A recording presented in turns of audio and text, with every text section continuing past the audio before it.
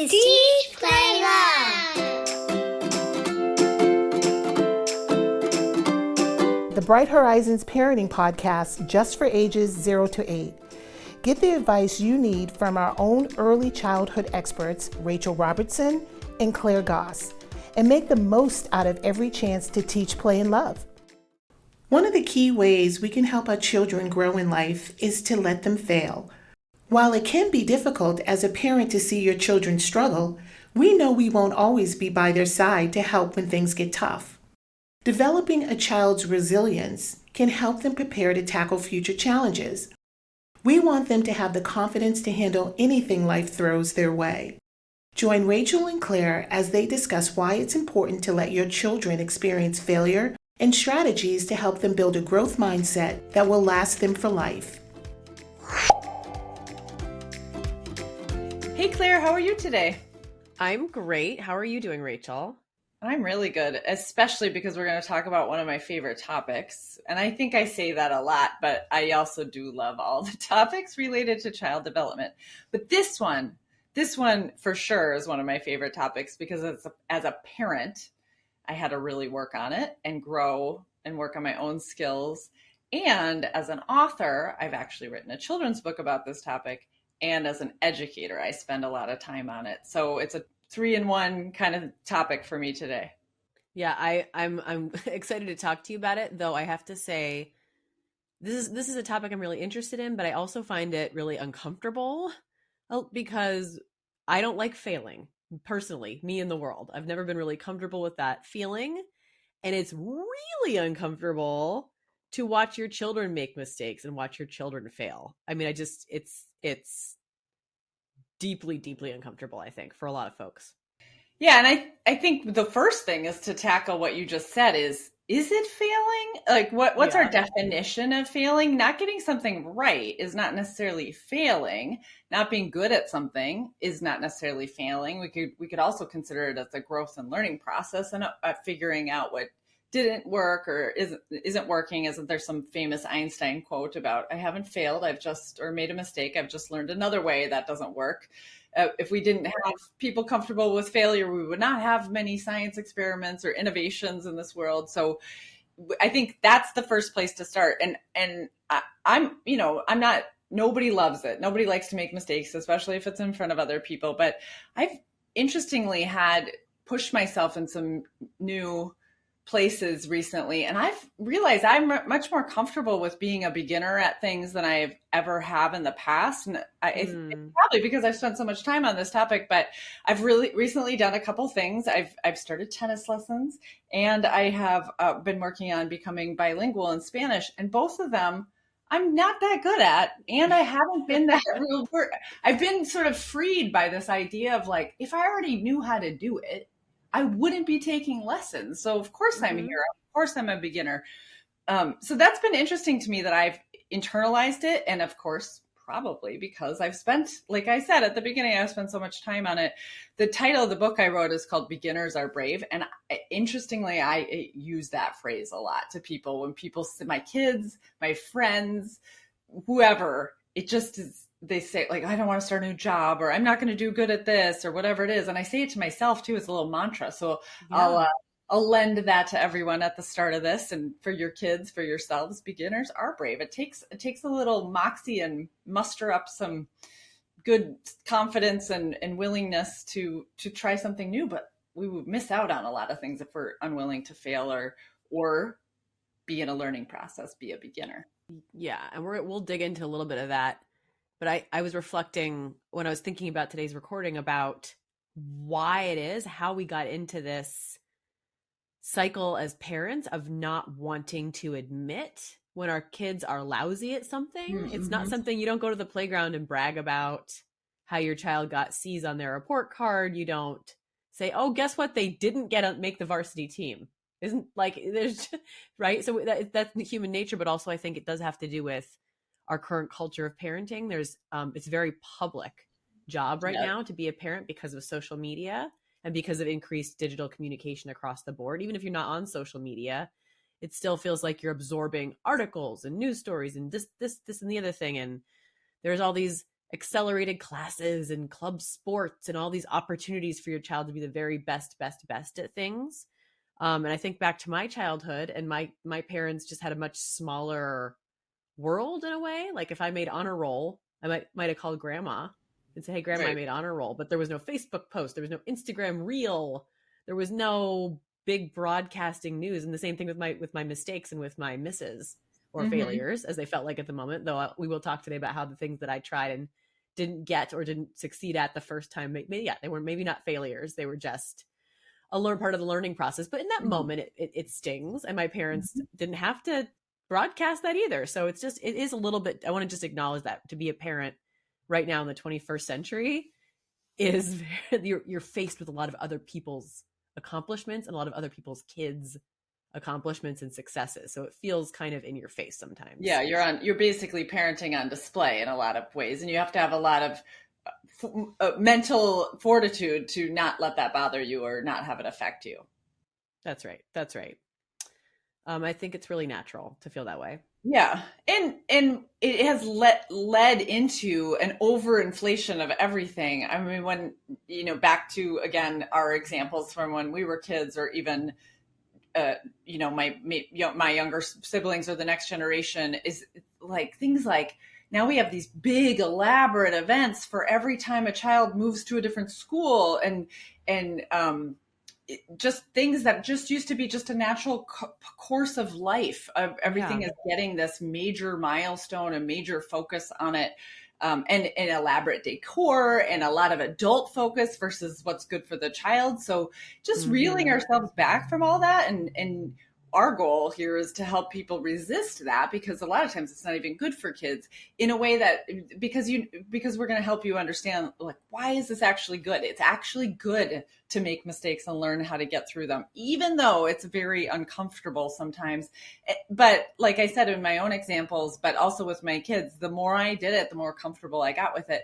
And I always talk about in this podcast about how my kids are older now, and so I can see the other side, and I truly can see things that I can say, oh, this is how this turned out because we did this, or at least I'm going to take some credit for it. If I can, I'm finding some causation, but I do really see some things in my children that at least I was intending to achieve through things like keeping my mouth shut when they were really struggling with something that they actually didn't need my help, even though I thought I had some really wise advice that would just help them through it. But I still had to keep my mouth shut to let them work their way through it. So, we do need to be careful. And of course, I mean, we celebrate the things. You could be excited. It doesn't mean you have to be quiet and you don't get to celebrate things, but really celebrate the right things. So did your child try really hard? Did they make progress? Was that C an F last year? Then you should celebrate that C.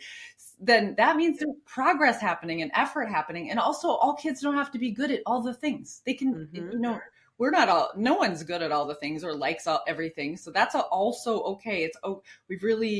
We're trying so hard to make kids excellent at things. Like, it's okay to be kind of average at a lot of things and good at a few things. That's okay. So we also want to be careful that we're not incenting for the wrong reason, because then we can get kids who only are focused on performing and achieving a specific outcome versus trying and learning.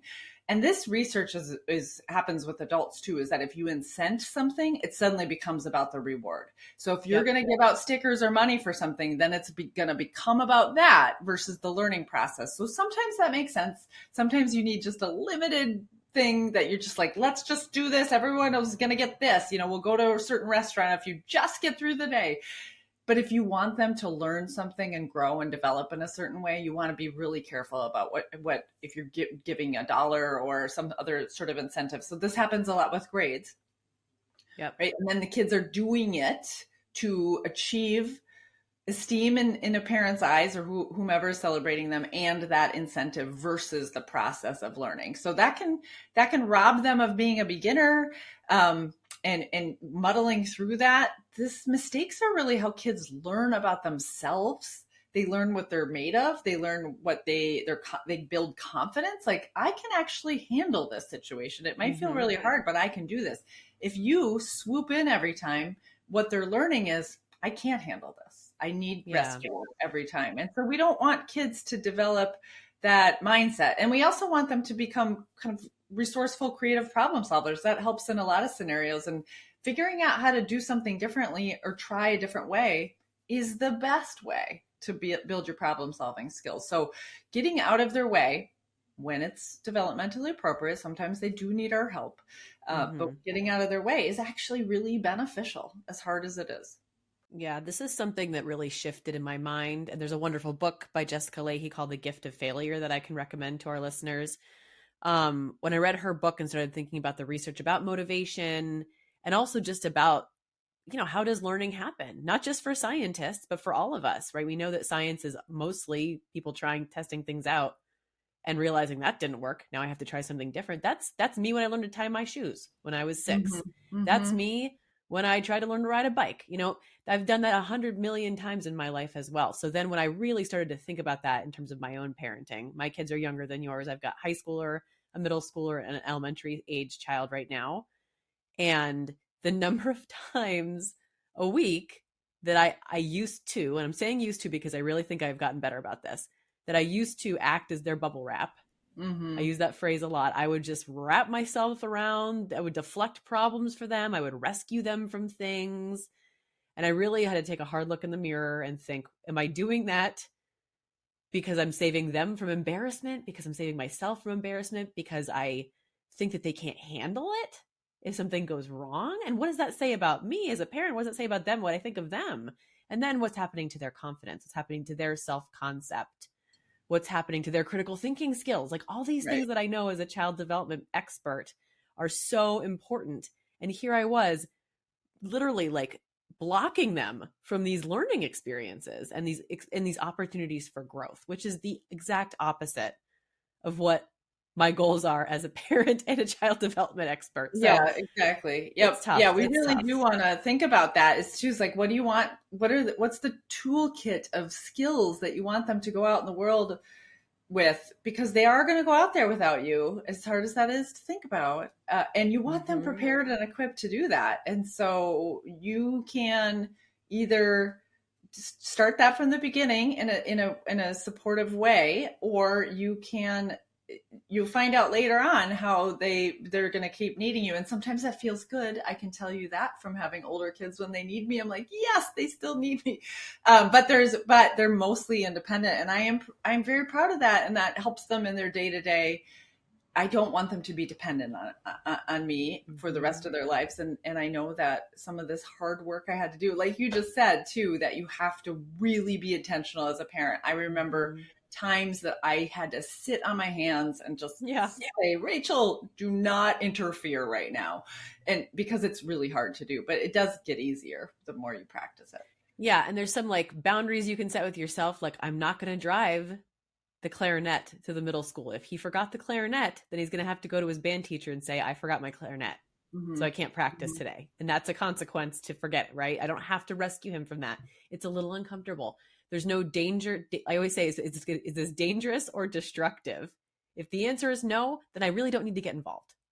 Okay. No one's in danger. Nothing destructive is going to happen. Yeah. That's a good boundary too. And you can make where your lines in the sand are, and everyone has different ones. So one of the things I really struggle with is if my kids weren't getting a healthy, nutritious meal. So not bringing them lunch or money if they forgot it was just, I couldn't do it, because that was just, to me, that was a super important one. If they forgot their homework or book, then I'm sorry, you're going to have to figure that out. So you get, like, everybody can make their own rules about it, what makes sense, but just do that intentionally versus just always rushing in and prevent. So instead of thinking you're solving their problems or taking care of them, you're preventing them from building the skills it takes to solve problems or overcome mistakes or setbacks. And that sounds worse. You don't want to do that as a parent. You don't want to prevent your children from developing important skills. So that switch in mindset, and also not defining it as a failure, will really help. Should help. Doesn't mean it's easy, just helps. Yes. And another strategy that I really like, I know we talk about it all the time between us and at our company, is that idea of growth mindset. In terms of, okay, so now you've maybe been intentional about, I'm going to stop course correcting so much. I'm going to try really hard to let them be resilient and let them be confident. But then now your kid's being faced with all these uncomfortable situations. So you can still provide some coaching in those situations if they Yeah, of ask course. for it. And yeah, we use the terminology of scaffolding a lot, where you think about what a child is capable of on their own, what's pretty easy, and then what would be hard and where they would definitely need help, and finding that middle ground for them. So you're scaffolding their skills, and maybe you're asking some questions. Maybe you're saying, would you like some ideas? Maybe we can map out a couple things that you can choose from. What feels the best to you? What have you seen? What has worked in the past? What have you seen others do? So prompting their thinking, not just saying you're on your own, but figuring out a way somewhere in there. And of course, younger kids are going to need more help. Maybe you have some mindfulness techniques that you use, which we always recommend and have some podcasts on too. But mindfulness techniques that helps them calm down and think through a strategy and try something new. You can have choice cards that you've thought through already, like this isn't going to work, but what about one of these choices? And all of that does build a growth mindset, because it helps people think, I can do this. I don't know today what the answer is, and I'm not good at it right now, but I can do it. Growth mindset is really believing you can change and evolve. That you would add the word yet on the end of a sentence is, I'm not good at tennis yet. Yes. So that's like, if you can build that belief system in yourself and your children, that will help with all sorts of things. So you don't have to have a growth mindset lesson per se, but just builds growth mindset. And there's other books we could recommend too. I love that one you already said, but there's a pretty eye-opening one by Madeline Levine called The Price of Privilege. And that is a lot about, like, if you're getting too much, it gets in the way of developing who you are and your concept and confidence. And then Angela Duckworth has a great book on grit. And that's really the wherewithal and the fortitude to be able to overcome things in personal life and school and whatever it may be, future work. So all of these books have this same sort of message: is it is good as a parent to think about long-term, what skills do you want your children to have? And one of the ways to get there is to let them learn how to overcome mistakes and setbacks, things that they don't want. And it hurts more, I think, when you're talking about some of your examples. It hurts more if it's something that really matters to you too. If you had your heart set on you see yourself as a theater person and you have all these visions of it, and then you don't get into play. And this really happens. You mentioned youth sports. This really happens in this culture of youth sports we have now in this country. So competitive. And it's hard for a child to like to play a sport, but not be fantastic at it. There's so much reinforcement of you're no good because of the competition. And we should all be careful about that. And both my kids were engaged in youth sports, and there was real pluses and real minuses that I, as a parent, could get pretty uncomfortable with, and also had to run interference. But that's just a good example, and we all have to, not get sucked into it, be stewards of what's good for our kids in these situations. Yeah, and of course we are fighting the general cultural standards here, right? It's very unusual for, my son is 12 years old, for any of his peers to start a new activity in 7th grade, because I've heard him and his friends say this, well, it's too late for me to start playing lacrosse. Amazing? I mean, that's crazy. And it's because you've already, the expectation that you'd already be like proficient at it when you're still a child. It's just, it's astounding. And it's that lack of growth mindset, right? So I always say to my son and his friends, well, of course you'd be lousy at lacrosse when you first start. You're not going to be great at it. No, you're not going to walk on and be like the star the second day of practice.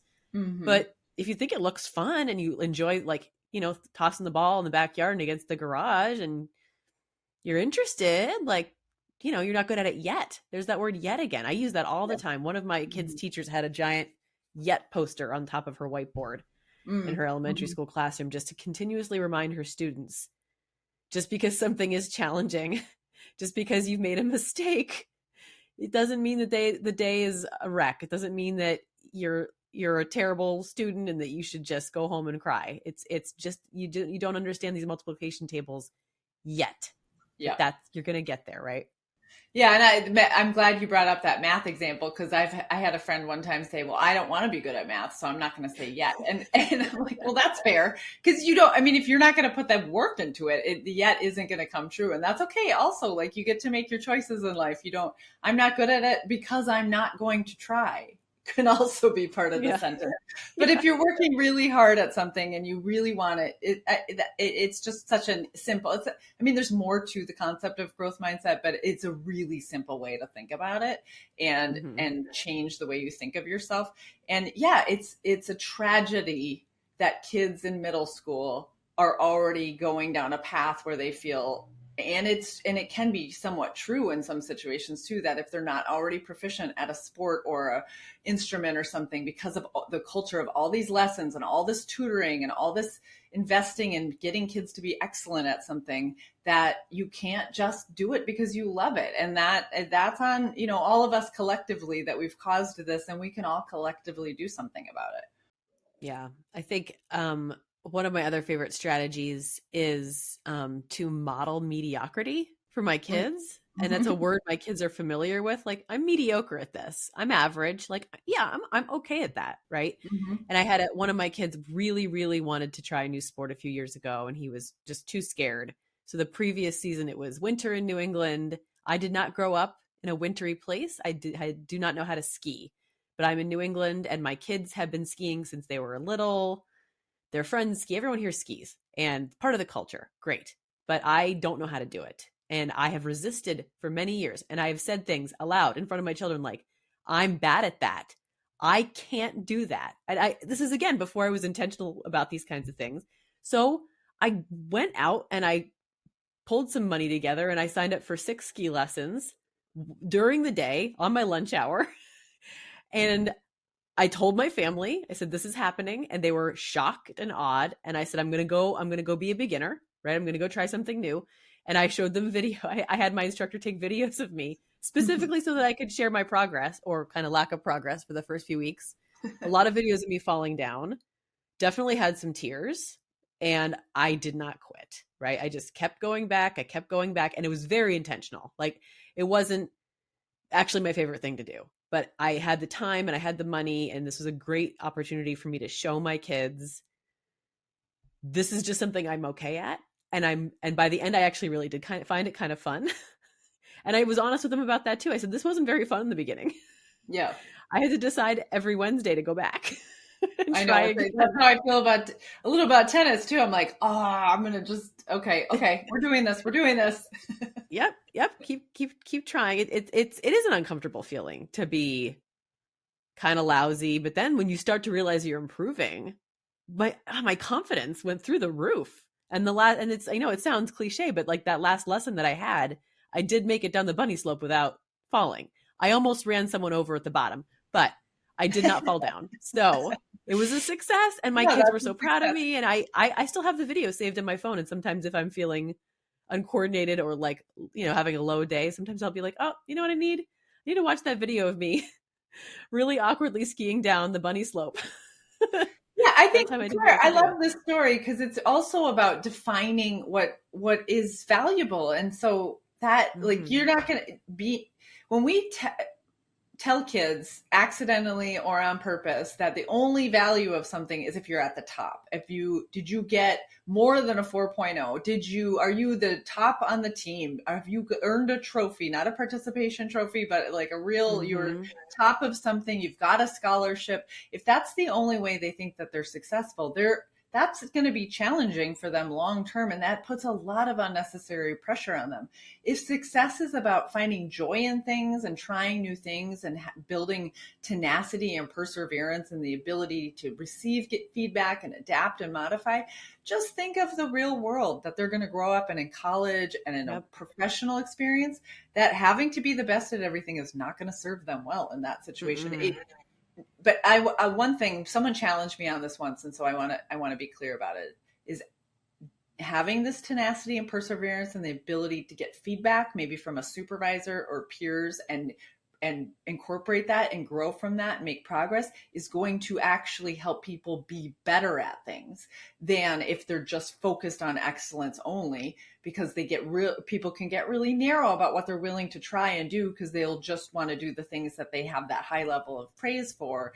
And it's much more stressful and destructive. So someone once asked me, a parent once asked me, well, I want my child to be excellent. I don't want them to be mediocre. And if I'm only focusing on getting over mistakes and growth mindset, and I don't want them to just come to me and say, well, I tried. And so that's not the message. I tried, and here's what I can do next time to be stronger, better, overcome. That's the message. And they'll build those skills, and then they will thrive and excel at things that you don't even know they're going to be good at yet, because they're going to pave their way. They're going to tell you.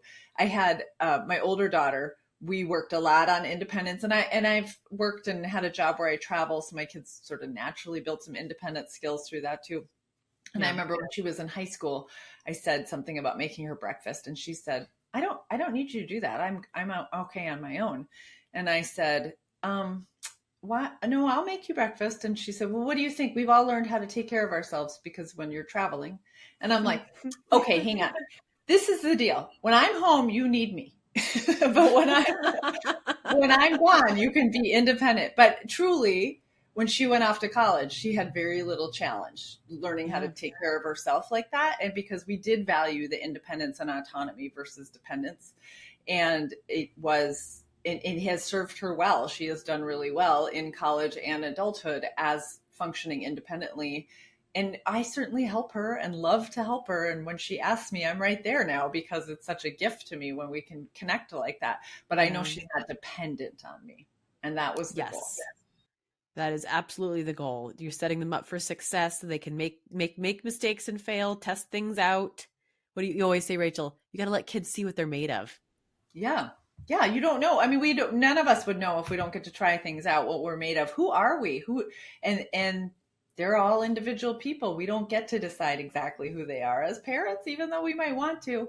They will tell us who they are, and we are there. We're along for the ride, and it's a real exciting and joyful one. And we can take a little bit of the stress and pressure off if we support their learning through mistakes and perseverance and trying again, versus worrying about getting everything perfect and worrying about what it looks like to other people, and know with confidence that the growth and the progress is what we want to focus on as parents. As Rachel's book title declares, beginners are brave. Allowing our children to make mistakes and even fail is very beneficial to their growth and development. While our parental instinct is to immediately jump in and fix everything for our children, tough situations provide learning experiences that will give them the confidence and resilience to approach any challenge in life. For more expert guidance on early childhood development, check out our family resources at brighthorizons.com. Thanks for listening. Subscribe to us. Find more episodes on Apple Podcasts, Spotify, or wherever you get your podcasts. See you next time on Teach, Play, Love. And discover parenting as the joy it was meant to be.